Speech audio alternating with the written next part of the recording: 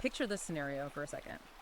A guy spends, months of his weekends building a detached garage on his property, literally from the ground up. He pours the concrete, frames the walls, runs all the electrical wiring all with his own two hands. Which is a huge investment of sweat equity. Massive. But then a few years later, he and his wife go through a divorce, and the family court splits his $300,000 IRA right down the middle, like a piñata. Oh, man. Yeah. His ex-wife takes her half of his retirement cash, buys these professional ring lights, and sets up a studio to launch her OnlyFans channel. You're kidding. No, but here is the absolute kicker. She sets up that broadcasting studio in the exact same converted garage that he built. Wow. Right. And by court order, he is still legally mandated to pay her monthly alimony while she monetizes herself in a building that he constructed. I mean, it sounds like a dark, cynical comedy sketch. It really does. But it is a very real, documented case study in the material we are looking at today. It just perfectly encapsulates this bizarre intersection of modern family law, digital culture, and wealth extraction. It really sets the stage. So look, if you are interested in the manosphere, men's rights, or understanding the history of our institutions before they were captured by what some describe as feminist and Marxist ideologies, you are going to want to sit down and turn up the volume for this one. Absolutely. Before we get into it, please hit that like button and subscribe to the show to keep these deep dives coming. Your support is literally what allows us to tackle these massive, complex topics. And massive really is the operational word here. Yeah. Because the architecture of modern institutions is just incredibly dense. Yeah. Uncovering how they actually function beneath the surface requires some serious excavation. It does, and today we are looking at a truly explosive, highly controversial 2025 ebook. It's titled Marianismo, A Vocation of Devotion, and it's by an author named Conrad Riker. So the mission of this deep dive today is to unpack this ultra-long, incisive, and fascinating manifesto, because it is currently making absolute waves among red-pilled men. I mean, it is an aggressive text. Oh, yeah. He leaves absolutely no stone unturned. None at all. But before we dive in, we need to be absolutely clear with you, the listener. This book contains highly politically charged content. Yes, it does. It touches on both left-wing and right-wing cultural flashpoints.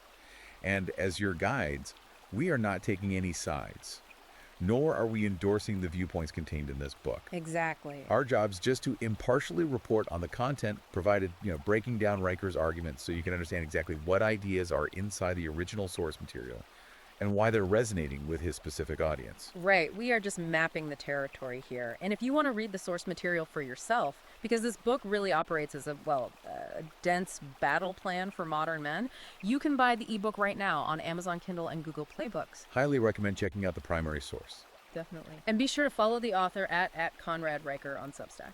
Okay, let's unpack this. Riker's entire thesis rests on this one foundational premise, right? That modern manhood isn't just evolving naturally, and it isn't just facing a few cultural headwinds. Right. He argues that men are currently being actively hunted by a highly coordinated systemic structure. Yeah, and the terminology he uses there is very deliberate. He describes this overarching system as a gynocracy. A gynocracy. Right. By that, he means a society that is either directly ruled by women or heavily skewed toward female biological and social imperatives. Okay, but what makes his take different from just, standard cultural commentary? Well, Riker doesn't view this as some abstract philosophical shift in the zeitgeist. He sees it as a tangible, mechanized system of extraction and control, and one that operates across every single stage of a man's life. Literally from cradle to grave. Exactly. Because he maps it out right. He argues that this system starts in the elementary schools, by drugging young boys into compliance, and then it moves to the corporate world, where HR departments literally reprogram men's behaviors. Right, the behavioral conditioning. And finally, it culminates in the family courts, where a man's legacy and wealth are effectively looted. It's a complete pipeline. Yeah. So let's start with a phrase we hear constantly in the mainstream media, toxic masculinity. Riker has a very specific structural take on this concept, doesn't he? He does. He claims that the entire concept of toxic masculinity is essentially a sophisticated scam. A scam. Yeah. In his framework, it's not a psychological diagnosis. It's not a legitimate sociological critique. Then what is it? He views it as a calculated tool. A tool designed to strip men of their natural assertiveness, their drive to conquer, and their instinct to build. Right. All so that they can be pacified and turned into what he explicitly calls tax mules. Tax meals, I mean, meaning their only societal value is just to generate capital that the state can then reallocate? Precisely. That's exactly it. The argument is that foundational institutions, from elite universities all the way down to Fortune 500 boardrooms, have been completely captured by feminist and Marxist ideologies. Okay. And the underlying mechanic of this capture is the deliberate destruction of meritocracy. Right, because historically, meritocracy was a system where you were judged by your tangible output. Exactly. What you built, what you produced, the actual revenue you generated, But Riker argues that this objective metric has been totally replaced. replaced by compliance mechanisms. Yeah. Now, the metrics for institutional survival are things like sensitivity training, pronoun policing, and adherence to emotional mandates. Okay, I want to push back on that a bit, or at least look closely at his evidence. Because it's easy to just claim that institutions are captured, right? Sure. But how does he actually prove that the currency of the realm has shifted from merit to emotional compliance? Well, he uses highly specific case studies to demonstrate the mechanics of the shift. Like, for instance, he details this incident involving a male student at Yale University in 2022. Oh, okay. This student was reportedly hit with a formal microaggression complaint. At Yale.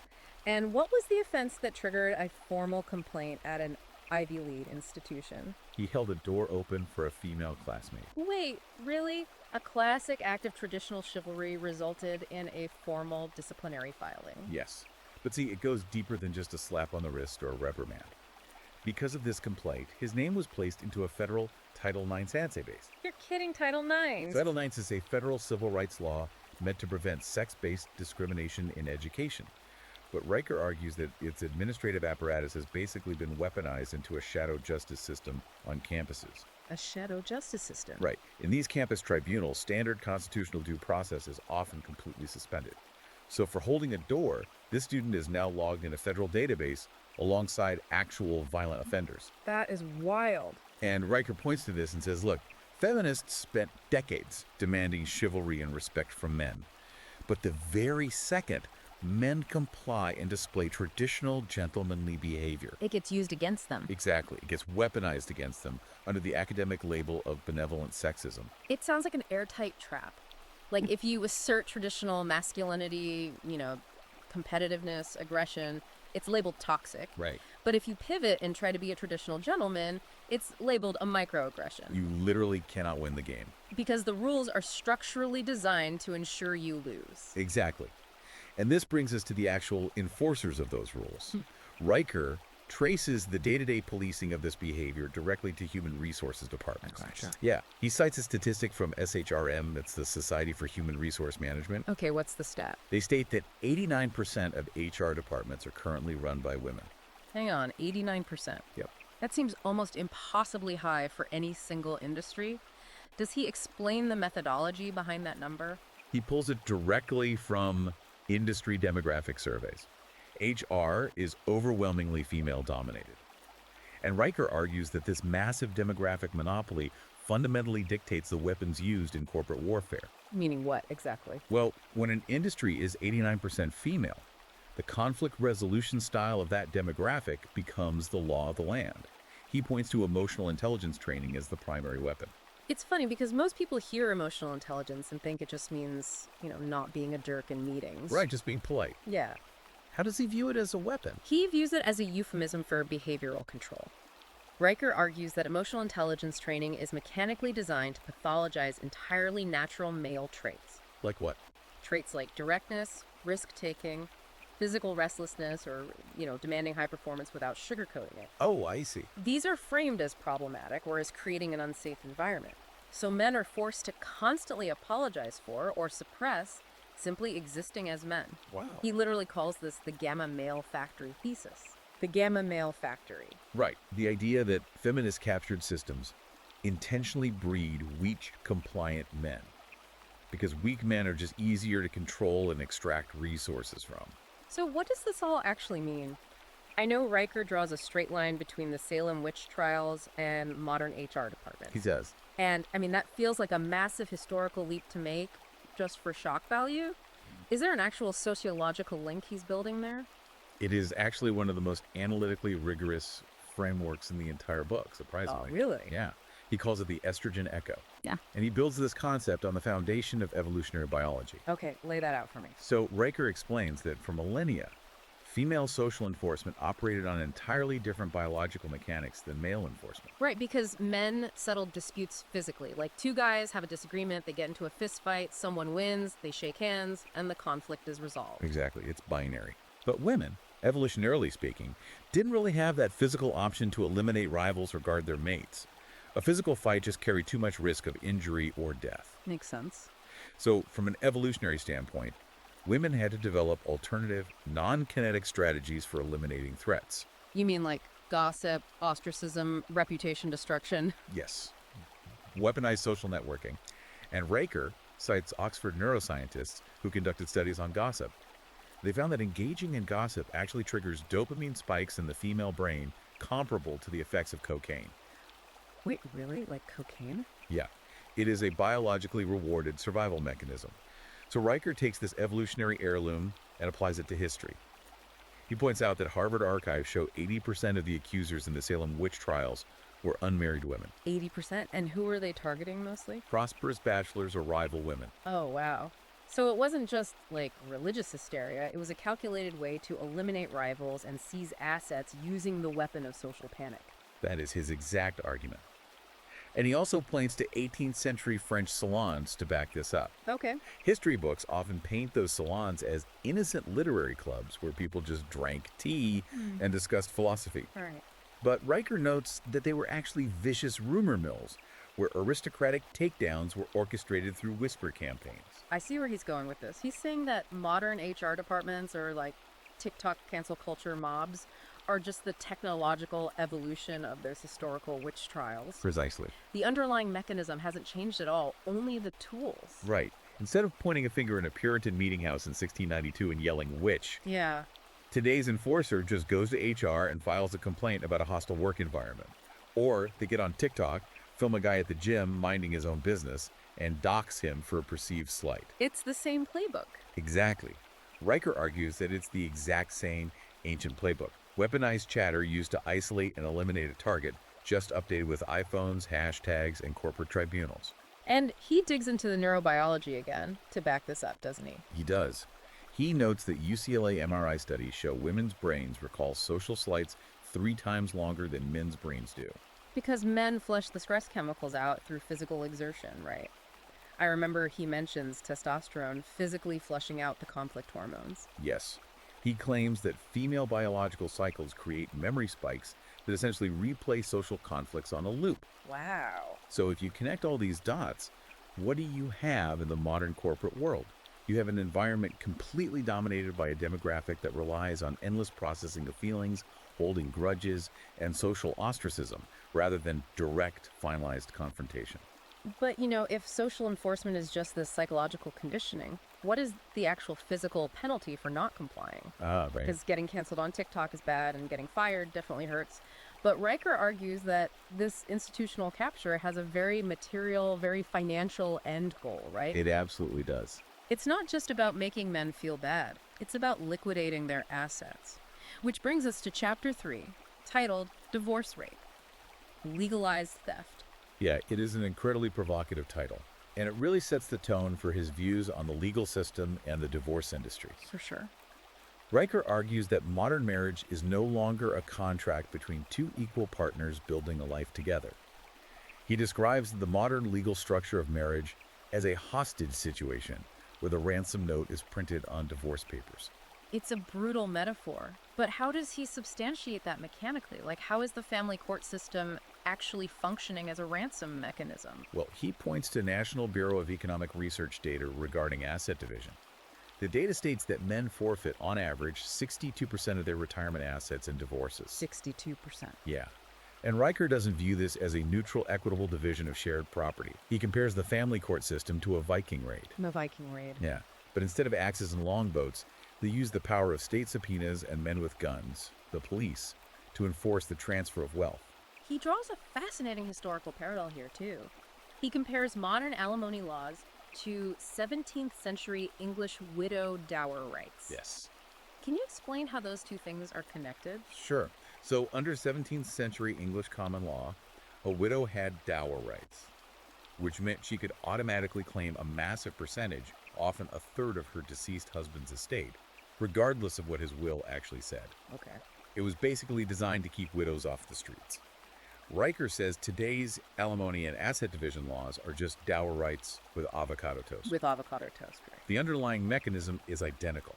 The state mandates a massive transfer of wealth from the man to the woman, but the crucial difference today is that the man doesn't actually have to be dead. Right. And the state essentially incentivizes the dissolution of the family. Like if a woman is bored or feels unfulfilled or just wants to upgrade her lifestyle, the state is standing right there saying, hey, go ahead and leave. Exactly. We will bring the full force of the law down on him, force him to write you a check for half his 401k, and give you the house. That is Riker's core argument regarding the legal incentives. And this is where we circle back to that anecdote you opened the show with, the guy who built the garage. Right, the OnlyFans studio. It's not just that he lost his $300,000 IRA, it's the mechanics of how the court views property. Yes. The court doesn't care about the sweat equity he put into building that structure. The court just looks at the total asset sheet, slices it in half, and legally mandates a monthly alimony payment based on his earning potential. Completely ignoring how she decides to utilize the assets she was just handed. Like setting up an OnlyFans studio in his hand-built garage. Right. It perfectly encapsulates Riker's point about resource extraction. The man is essentially reduced to an extraction node. Yeah. And he also details the story of Crypto Carl, which really highlights the sheer jurisdictional reach of these courts. Oh, I love this story. So Carl sees the divorce coming, and he thinks he can outsmart the family court judge. Yeah, exactly. Carl tries to hide $500,000 in a Bitcoin wallet. He even names the wallet text file something completely arrogant, like notmywifesmoney.txt. Which is just begging the universe for karma to intervene. Truly. But how did the court actually get to it? Because I thought crypto was supposed to be decentralized and untraceable. That's the illusion. Carl's ex-wife's lawyers simply hired a forensic blockchain analysis team. Because the blockchain is a public ledger. If you can connect a person's identity to an initial exchange purchase like, say, buying Bitcoin on Coinbase using a standard bank account, you can trace exactly where those coins go. So they tracked the 500 grand. We tracked it all. And here's the craziest part. During the asset valuation, the judge formally ruled that Carl's holdings in Dogecoin counted as legal tender. Dogecoin? Yeah, because in the judge's words, the quote-unquote meme economy has intrinsic value. So Carl loses half the crypto, the court penalizes him for trying to hide it, and now he basically lives in a van mining Shiba Inu tokens while his ex-wife winters in Belize. Pretty much. Riker's point here is that there is no cryptographic algorithm strong enough to encrypt the brutal calculus of family courts. Like, if the state wants your money to give to your ex-wife, they will find a legal mechanism to take it. And if the financial ruin isn't terrifying enough, Riker goes even darker in chapter 21. Right. He titles it The Widow's Web. He argues that it's not just about lawyers taking your money. It's about literal physical danger to men's lives. This is where he brings up Maria Rivera down in Miami. Yes. So Maria Rivera's fourth husband was making dinner one night, and he found a waterproof Nest cam that she'd hidden inside their soup pot. She put a surveillance camera in a boiling pot of soup. Why? Presumably to monitor if he was actually eating the food she was preparing for him. That's insane. The police got involved, and an investigation revealed that her 3 previous husbands had all died under highly suspicious circumstances. Oh my God. And she had quietly collected over $2 million in life insurance payouts. She was a literal black widow. And Riker uses this horrific anecdote to pivot into a chilling piece of macro data. He cites an FBI statistic stating that 91% of spousal poisoners are women. Wait, 91%? Yep. I mean, I guess going back to the evolutionary biology thing, it makes sense. If women don't use physical force like a gunshot or a knife, poison is kind of the ultimate non-kinetic, indirect weapon. Right. But how does this tie back into the institutional extraction he's talking about? Because the massive corporate institutions that calculate risk are fully aware of this danger. He points out that actuarial scientists at insurance companies base their entire business model on predicting death. All right. Sure. Riker claims that major insurers like Allstate actually have what he cynically calls a femme fatale discount. A femme fatale discount. How does that work mechanically? Mechanically, it means they adjust their premiums based on marital status and gender. He notes that in 12 specific states, insurance companies charge men up to 30% extra for life insurance policies the very moment they get married. Wait, really? What? Because the actuarial tables show that a man's statistical odds of sudden premature death drop precipitously after a wedding, while his wife becomes the primary beneficiary of his policy. Wow. The insurance companies are literally betting against your survival based on the statistical threat of your spouse. Here's where it gets really interesting, though. I'm looking at this data, and if I'm a guy reading this book who just watched his friend lose half his 401k, I'm not just going to sit around and complain. Right. I'm going to look for loopholes. If the courts are rigged and insurance companies are betting on your murder, did Riker find any actual legal loopholes to stop the bleeding? Like, what is his battle plan? He absolutely provides one. The book actually functions as a tactical manual for financial self-defense. Okay, lay it out. Riker outlines several highly specific legal strategies to bypass a judge's jurisdiction. First, he heavily advises men to convert their liquid assets into annuities. Why an annuity? Isn't that just another retirement account? How does that protect you from a judge? Let's break down the legal mechanics of it. A liquid IRA or a standard brokerage account is easily divisible, but an annuity is a binding legal contract with an insurance company. Okay. You give them a lump sum, and they guarantee you a fixed payout over decades. Ah, I get it. So a liquid IRA is like a pie sitting on a windowsill. The family court judge can just walk up, take a knife, cut a massive slice, and hand it to the ex-wife. Yes. But an annuity is like taking that pie, liquefying it, and putting it into a locked drip-feed IV bag. The judge can't slice it up all at once. It just drips out slowly over 20 years. That is a perfect analogy. Judges are constrained by the contractual architecture of the annuity. They struggle to garnish structured settlements because they can't easily force the insurance company to break the underlying contract and liquidate the principal. So it makes the asset incredibly frustrating and expensive for family courts to crack open and distribute. Exactly, it's financial armor. What else does he suggest? Well, he gives geographic and jurisdictional advice. He suggests that if a man feels absolutely compelled to marry, he should do it in a country like Argentina. Why Argentina? Under their specific legal structure, alimony payments are strictly capped at a maximum of 3 years, regardless of how long the marriage lasted. Oh, wow. Furthermore, he heavily promotes the use of offshore asset protection trusts. He calls these financial condoms, right? Yes, he does. How do they mechanically bypass the U.S. legal system? By exploiting international jurisdiction, if you place your assets in an irrevocable trust based in the Cook Islands or Nevis, those nations simply do not recognize judgments from United States family courts. So they just ignore them. A U.S. judge can bang their gavel all day and order you to hand over the money, but the trustee sitting in the Cook Islands is legally bound to ignore the U.S. judge. Riker views these trusts as impenetrable shields that protect a man's patrimony from what he calls a parasitic legal system. Right. So if men look at this financial meat grinder and decide to take Riker's advice, if they are hiding assets in offshore trusts, converting cash to annuities, or just completely opting out of marriage because they fear being financially stripped, that creates a massive vacuum. A huge one. And that vacuum isn't just financial, it's biological. If the resources stop flowing into traditional family formation, the families start being built. Exactly. Which leads us to section 3 of the book, where Riker discusses the demographic war and the concept of a womb strike. This is where Riker really zooms out from the individual man's wallet to the survival of the human species at a macro level. Yeah, He points out a reality that economists are basically panicking over right now. right. We are currently in the midst of a massive, unprecedented global demographic collapse. Right. Birth rates are plummeting below replacement levels all across the developed world. And he blames this squarely on what he calls feminist math. What is the exact equation he uses? 1 + 1 = 0 children. 1 + 1 = 0. He argues that the fundamental promise of modern feminism, that a woman can, quote, have it all by pursuing a hyper-competitive corporate career while indefinitely delaying family formation, is a biological impossibility. Okay. He claims women have essentially been tricked. They traded the traditional building of a family legacy, which he views as a biological imperative for corporate servitude and consumerism.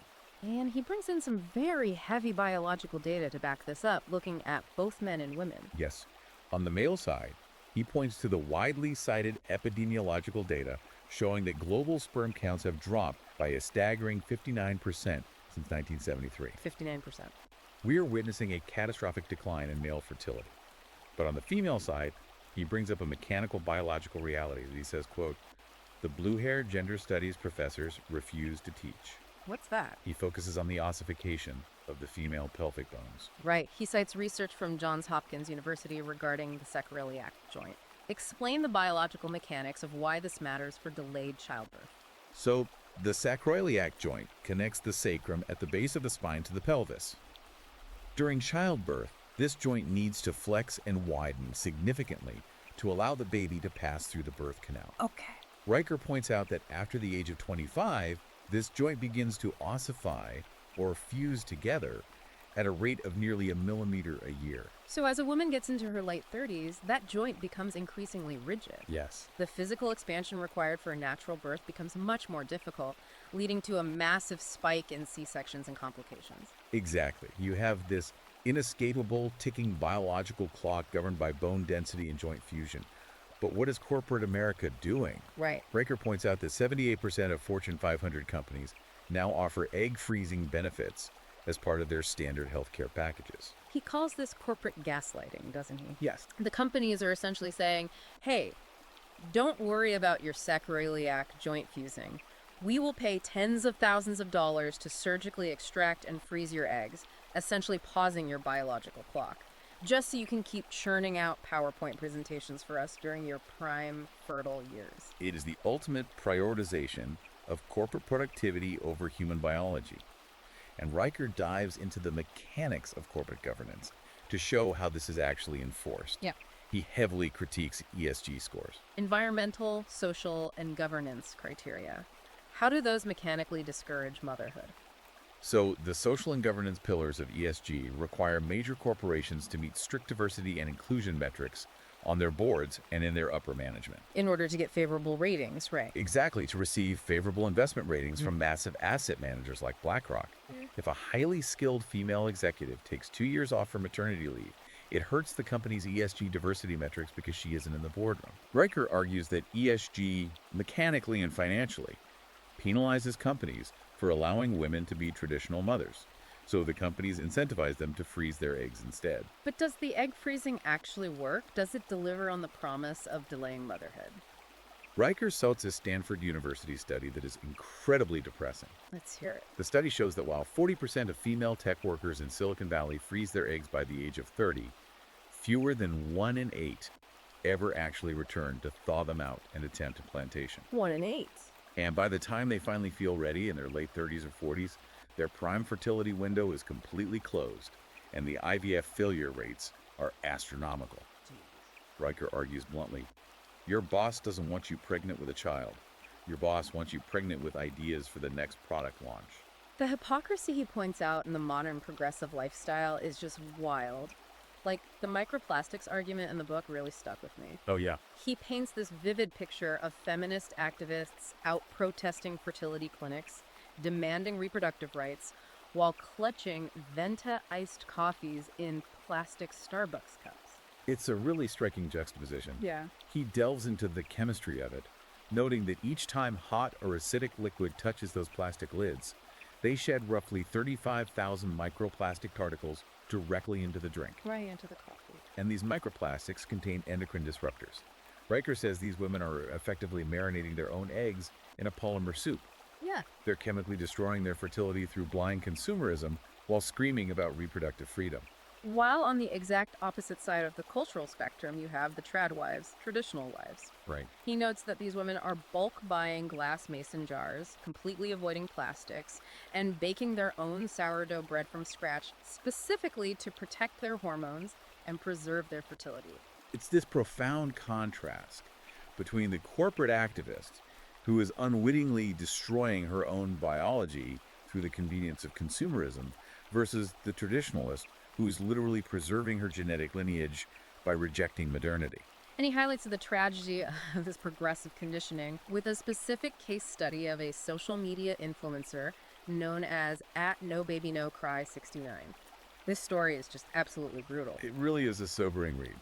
She was a 28-year-old influencer who built this massive, lucrative following on TikTok and Instagram by boasting about getting herself surgically sterilized. Yeah. Her entire brand was built on the premise that she was free from the burden of children so she could, in her words, travel the world with my cat, Mr. Whiskers. And she was celebrated for it, right? Oh, yeah. She was celebrated by the progressive media as a feminist icon of bodily autonomy. But fast forward a few years, and Riker actually tracks her down. Where is she now? She is in her mid-30s, divorced, and living in her parents' basement. Her influencer money completely dried up. And she is currently taking out loans to pay $18,000 for highly invasive IVF and reversal treatments, desperately trying to undo the sterilization she bragged about. That is just sad. Her exact quote to Riker during his interview with her was, "The algorithm radicalized me against my own biology." The algorithm radicalized me against my own biology. Yeah. That is such a profound and terrifying concept. Truly. The idea that social media incentive structures can actually convince a human being to voluntarily remove themselves from the gene pool for likes. Yeah. Riker uses a really visceral analogy here to explain what corporate America and these algorithms are doing to women. He compares women in high-stress corporate roles to prize-winning racehorses. He says, if you take a thoroughbred racehorse, an animal biologically designed for speed and grace, and you hook it up to a heavy iron plow and force it to drag that plow through a muddy field, yes, it is physically possible. The horse is strong enough. The horse is strong enough to pull the plow, but the immense unnatural stress of it will eventually break the animal's spirit and its body. Because it is operating entirely against its fundamental biological design. Right, and if we connect this to the bigger picture, Riker's ultimate thesis in this section is that biology is undefeated. You cannot legislate, you cannot HR train, and you cannot medicate your way out of millions of years of evolutionary design. And he points to the absolute failure of massive government interventions to fix this birth rate crisis. Look at what is happening in South Korea or Singapore. It proves his point perfectly. These governments are facing total demographic collapse. South Korea has the lowest birth rate in the world. Right. So the governments are literally trying to bribe their citizens. They're handing out $10,000 cash bonuses per baby, Right. offering subsidized housing, trying to mechanically incentivize reproduction. Yeah. But it is failing miserably. But why? If it's a financial issue, why doesn't the cash fix it? Because, as Riker argues, the cultural software has been rewritten. Modern women have been culturally conditioned to view motherhood as a burden that requires a massive government bribe just to consider taking on. Right. Whereas previous generations and current traditionalist communities simply understand motherhood as a natural biological duty and a profound joy. So if the secular corporate progressives aren't having kids, who is? This is where the math gets really interesting. This is Riker's punchline to the demographic war. He compares the modern feminist movement to the Shakers. The Shakers were a 19th century religious sect, right? Known for making really nice furniture. Yes, but their defining theological belief was total mandatory celibacy for all members. Which seems like a bad long-term strategy. Unsurprisingly, the Shakers literally died out because they refused to reproduce. They had to rely entirely on converts, and eventually the converts just stopped coming. Right. Riker argues that modern feminism, with its 1 + 1 = 0 math and its sterilization influencers, is just a slower, secular version of the Shakers. Meanwhile, look at the traditionalists. He points to the Amish in Pennsylvania. They aren't on TikTok. They aren't arguing about ESG scores. They are just building barns and averaging 7.2 children per family. Exactly. Religious traditionalists, whether it's the Amish, Orthodox Jewish communities, or quiverful Christian families, are quietly inheriting the earth simply by outbreeding the progressive class. It is the ultimate long game. The math is staggering. He notes that families in Utah, which is heavily Mormon, average around 3 kids. Meanwhile, families in deeply progressive states like Vermont average 1.2 kids. Yep. Riker projects that at these current compounding rates of reproduction, Mormons and other religious traditionalists will control a massive block of U.S. Senate seats by the end of the century, purely based on demographic volume.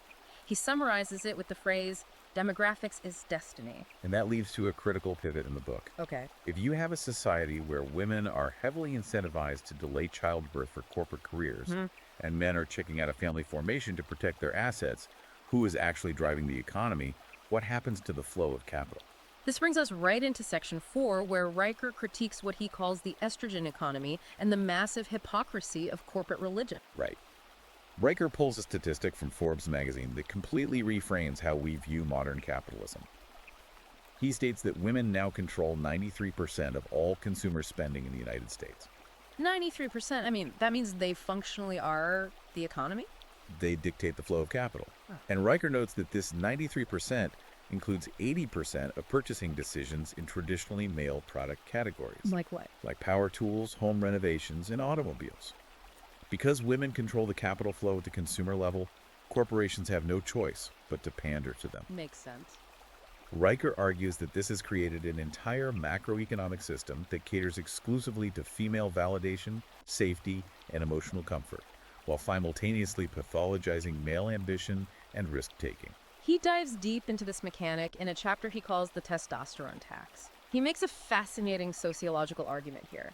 He claims that modern progressivism doesn't just act like a political movement anymore. It operates mechanically, exactly like a fundamentalist secular religion. It has its own strict dogmas, its own original sin, which Riker argues is traditional masculinity, and its own mechanisms for excommunication, which we call cancel culture. And he highlights the massive, glaring hypocrisy within this secular religion, particularly when it comes to the core tenet of bodily autonomy. He brings up the legal case of Mary Johnson. Right, this was a major case in 2023. Mary Johnson was a devout Catholic nurse working at a major hospital system in New York City. The hospital attempted to force her to distribute Plan B emergency contraceptives to patients. Okay. This directly violated her deeply held Catholic faith regarding the sanctity of life. She refused, was fired, sued the hospital, and ultimately received a $2.3 million settlement. Riker points out the immense cognitive dissonance of the progressive reaction to this case. Oh, absolutely. The exact same activists who marched through the streets in 2021 screaming, "My body, my choice," regarding vaccine mandates, and who demand absolute bodily autonomy for abortion access, were perfectly happy to support a massive corporate hospital forcing a woman to violate her own conscience and act against her religious beliefs. Why? Because her deeply held beliefs didn't align with their secular political dogma. Wow. Riker argues that the left claims to champion personal freedom and female empowerment. But the very second a woman actually disagrees with their orthodoxy, she is instantly excommunicated and labeled a misogynist or a traitor to her gender. Yeah. It proves his point that progressivism is a rigid, unforgiving dogma. But Riker doesn't just point out the hypocrisy. He genuinely loves to highlight instances where traditionalists take the progressive system and use its own rules against it. Like, he extensively covers the legal mechanics of the Hobby Lobby Supreme Court victory. This is a masterclass in legal jujitsu. It really is. The Green family, who owns the massive craft store chain Hobby Lobby, fought a bruising legal battle all the way to the Supreme Court. They argue that the Obamacare mandate forcing them to provide abortifacient contraceptives to employees violated their religious freedom under the Religious Freedom Restoration Act. And they won. And it wasn't just a moral victory, it was a massive financial windfall. What did they actually do with the estimated $1.2 billion in regulatory fines that they saved by winning that case? They didn't just pocket the cash or pay out dividends.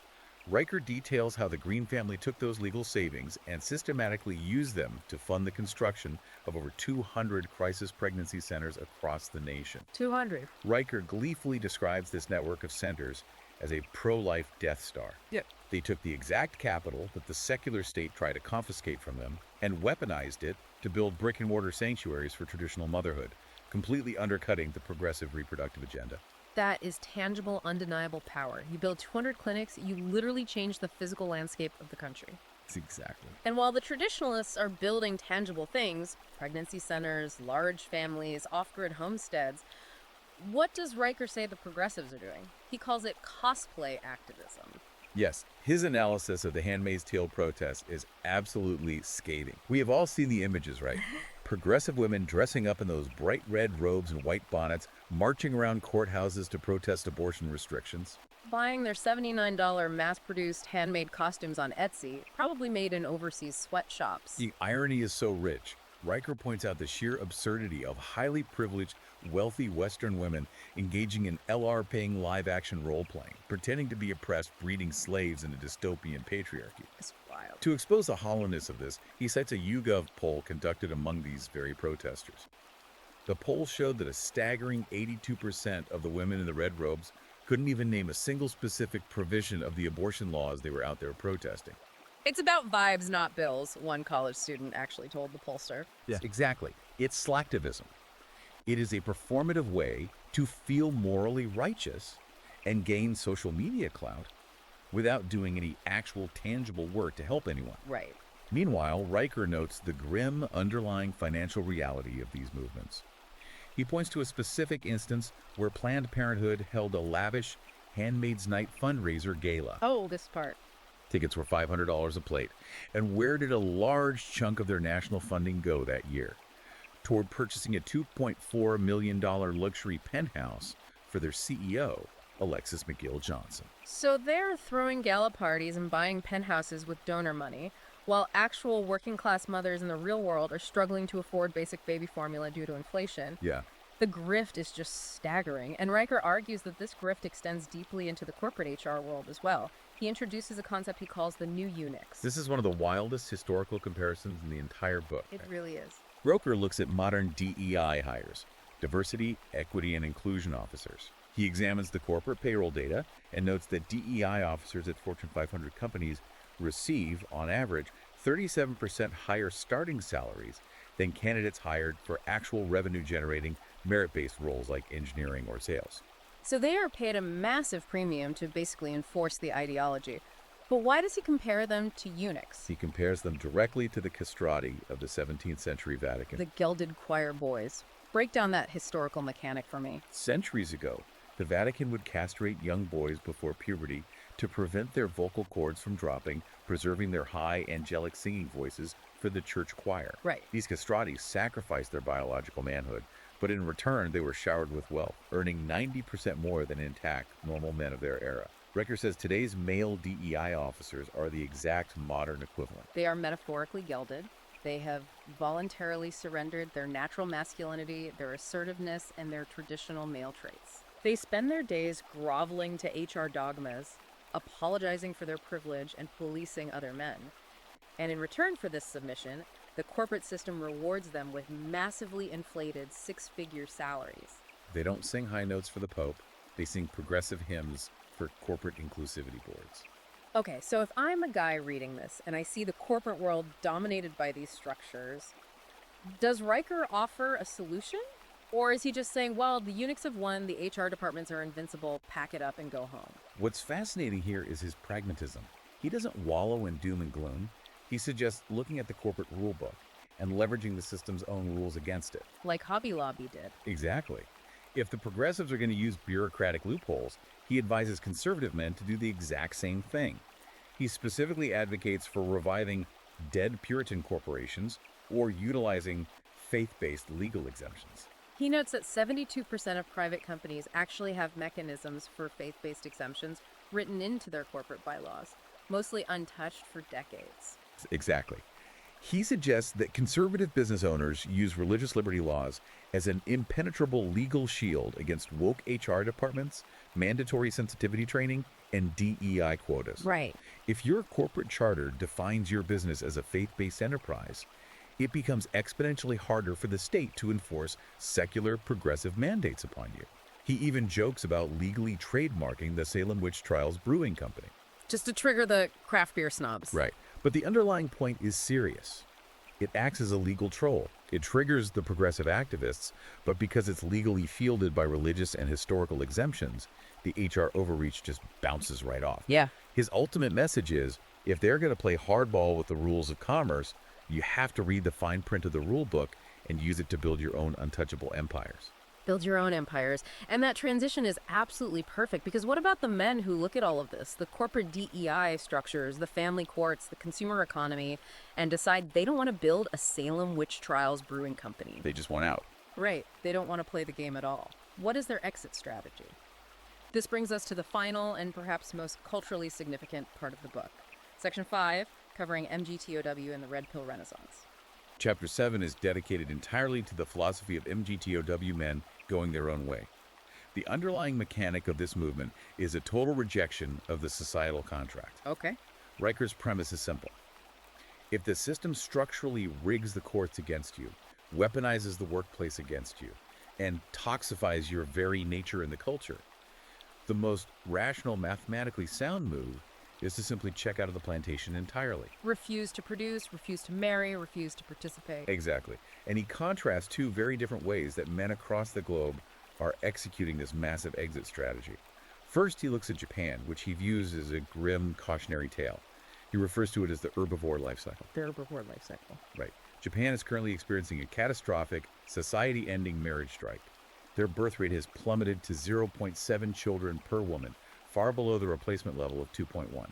And Riker points to extreme, almost dystopian examples of how Japanese men are checking out. He profiles Akihiko, a 34-year-old salaryman in Osaka.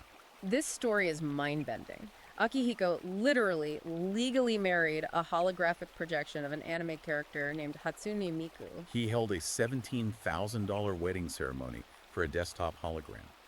And as part of his vows, he signed a contract for a lifetime subscription to her software updates. He pledged his life to a software patch. I mean, it sounds utterly absurd, like something out of a cyberpunk novel, but Riker uses it to illustrate profound societal sickness. He notes that 78% of these passive herbivore men in Japan now cite pornography, video games, and virtual reality as their primary intimate relationship. 78%. These are able-bodied 30-year-old men who are completely retreating to their childhood bedrooms. They spend their meager paychecks on plastic anime figurines while their aging mothers slide meals under the door. It's just a total withdrawal. They have completely abdicated their historical, biological role in society. As Riker brutally puts it, they traded their ancestral swords for anime mouse pads. But when Riker turns his focus to America, he doesn't see men retreating into virtual reality in childhood bedrooms. The American exit strategy is vastly different. He sees a rugged separatist evolution. American men are building parallel economies. That is the crucial distinction in his thesis. In the West, the Red Pill Renaissance isn't about giving up and rotting in a bedroom. It's about actively rebuilding outside the blast radius of the collapsing culture. Right. Riker documents several incredible real-world examples of this parallel construction. My absolute favorite is the New Mamazon. The logistics of this are wild. It is a remarkable logistical feat. It is a 200-foot retrofitted houseboat anchored permanently in international waters. Which means it is completely beyond the jurisdiction of United States family courts and state subpoenas. Exactly. It operates under maritime law. The men who live on this boat are entirely off the grid. They mine cryptocurrency using solar and tidal power, they eat medium rare steaks, and they live completely free from the existential threat of alimony or asset seizure. They just opted out of the whole system. They have physically removed themselves from the extraction system. Riker even notes that corporate America is catching on to this demand. Carnival Cruise Lines quietly tested an SS Bachelor II cruise designed specifically for divorced men, and it sold out its capacity in 14 minutes. It's basically a floating, high-tech monastery for divorced dudes. But it's not just happening on the oceans. He talks about these garage guilds popping up across the American Midwest. Yes, he documents underground networks in places like Missouri. Groups of men who call themselves shred-ads are forming secret, invite-only freedom groups. Okay. They meet in massive converted garages and have two strict rules. Yeah. No venting about your ex-wife, and absolutely no women allowed on the premises. What do they actually do in these guilds? They're aggressively stockpiling hard skills. They fire up anvils and forge metal tools. They teach each other advanced Python programming to secure their digital independence. They clean and modify firearms. It's very hands-on. Riker details one specific guild that spent an entire month collectively retrofitting a 1978 Ford Bronco, ripping out all the modern electronics to convert it into a fully EMP-proof bug-out vehicle, all while casually debating the fall of Bronze Age civilizations over beers. He calls these groups sperm militias, which is certainly a provocative term. There it is. But it gets directly to his point regarding biological preservation, all right? These men are stockpiling mechanical skills, untraceable resources, and even freezing their own genetic material in private cryogenic labs, meticulously preparing to rebuild society when the current top-heavy progressive system finally collapses under its own weight. Exactly. And then you have what he calls Chad housing out in Idaho. Right. This is where the blue-collar tradesmen and the white-collar engineers are teaming up. They are pooling their capital, buying up hundreds of acres of cheap, unregulated land in the Pacific Northwest, and building massive off-grid homesteads. And these aren't just cabins, these are fortified compounds. They're using earthbag walls that can withstand small arms fire, fully independent solar microgrids, and deeply dug artesian wells. Wow. And legally, they're protecting these compounds with ironclad, multi-layered prenuptial agreements that are literally etched into the property deeds through trust structures. Clever. They're creating physical communities that are both financially and legally impenetrable to the state. Riker uses a brilliant historical analogy for this. He compares this separatist movement to the Underground Railroad, but he calls it the marriage railroad. Yeah. He clarifies that it's not about men fleeing their wives. It's about men building legal and physical systems that are so rock solid, so jurisdictionally complex, that predatory divorce lawyers literally starve because they cannot access the capital. He's talking about a total infrastructural societal bypass. And this raises the most important macroeconomic question of the entire book, which Riker addresses head-on. Which is? What happens to the broader macro society when all the highly capable, high-earning traditional men successfully bypass the system? If the engineers, the builders, and the innovators take their capital and go off-grid, what happens to the state they leave behind? That's a great question. Riker points to recent geopolitical history to demonstrate the stark outcomes. He directly compares nations that embraced female-centric, progressive leadership to those that aggressively embrace traditional, risk-taking masculinity. The contrast he draws between Venezuela and El Salvador is his prime example here, and the data is pretty shocking. It is a devastating comparison.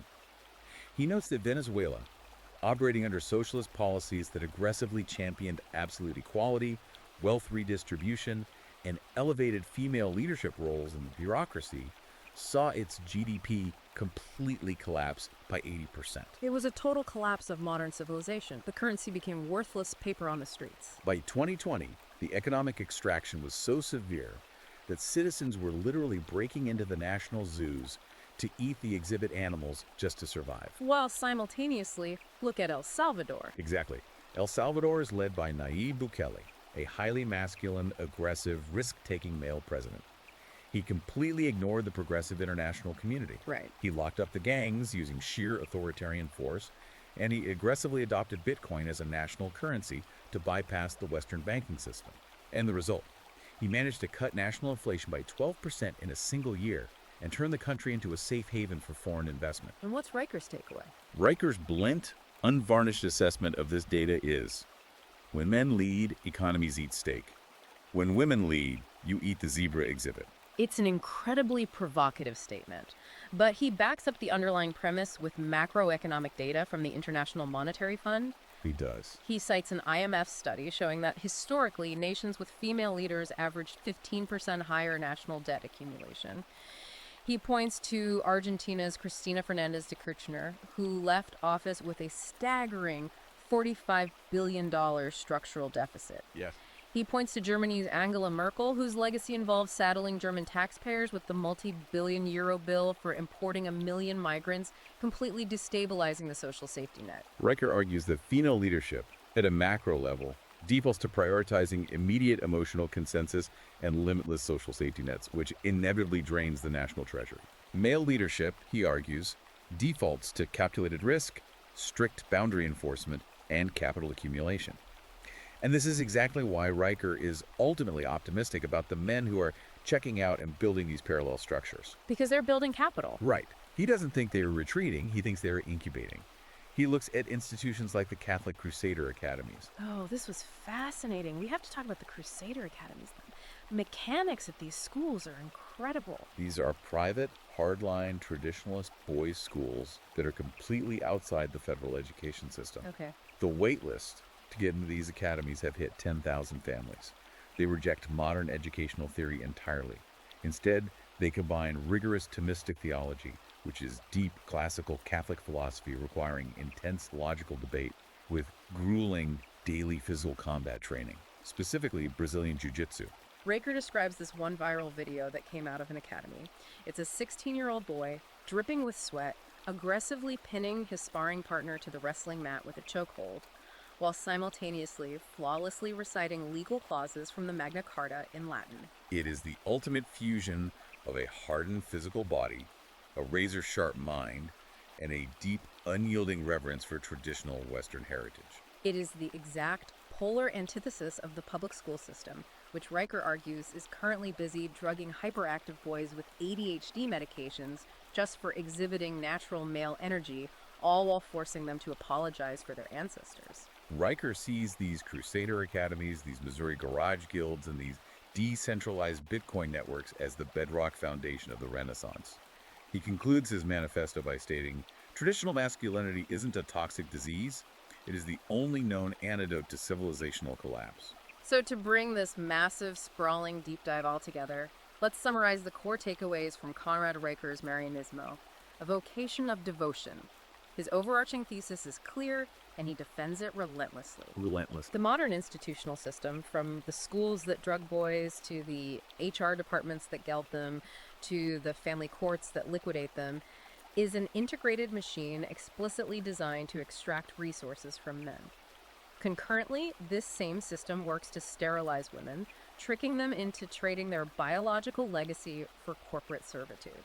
That is the core dynamic he outlines across all 24 chapters. It is a parasitic system that is rapidly draining both the biological capital and the financial capital of both sexes, but it specifically and ruthlessly punishes men who attempt to resist the extraction. And Riker's ultimate advice to his red-pilled audience, the tactical battle plan he lays out, is simple but brutal. He says, lift heavier weights, bank harder cash and untraceable assets, ignore the screeching classes.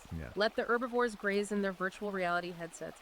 If you want to survive, you need to be a predator, building a parallel, unbreakable life entirely outside their jurisdiction. It is an incredibly compelling, highly tactical call to action for his specific audience. But I want to leave you, the listener, with a final thought to mull over. Something that builds on the mechanics of Riker's material, but looks through an even wider historical lens. I love when you do this. Let's hear the final thought. Throughout history, whenever capable men felt profoundly culturally alienated and actively besieged by a corrupt, decaying, or collapsing mainstream society, they didn't just give up. And they didn't always start a kinetic war. Often they retreated into monasteries. Okay. Think of the Dark Ages. When the Roman Empire finally collapsed under the weight of its own debt and decadence, it was the monks in highly isolated, fortified monasteries who preserved classical knowledge. They meticulously copied the vital manuscripts, they developed advanced agricultural techniques, and they quietly built generational wealth behind thick stone walls while the world outside literally burned itself to ash. Today, looking at the mechanics of Riker's garage guilds, the off-grid Chad housing in Idaho, the MGPOW houseboats anchored in international waters, and these completely untraceable Bitcoin enclaves, we might actually be witnessing the birth of a digital monasticism. Digital monasticism. Could these off-grid brotherhoods be the 21st century equivalent of those Dark Age monasteries? Are they quietly, deliberately preserving a very specific brand of traditional masculinity, hard physical skills, and decentralized wealth, just waiting behind their cryptographic walls for the mainstream culture to finally exhaust its capital and collapse? Wow. Digital monasticism, storing freeze-dried meat, cold storage Bitcoin wallets, and physical copies of the Magna Carta while the corporate HR departments argue over pronoun usage in the ashes of the economy. That is a truly powerful image. And it perfectly circles back to the concept we opened with today. The modern siege isn't fought with flaming catapults. It is fought with Title IX subpoenas, ESG scores, and emotional sensitivity training.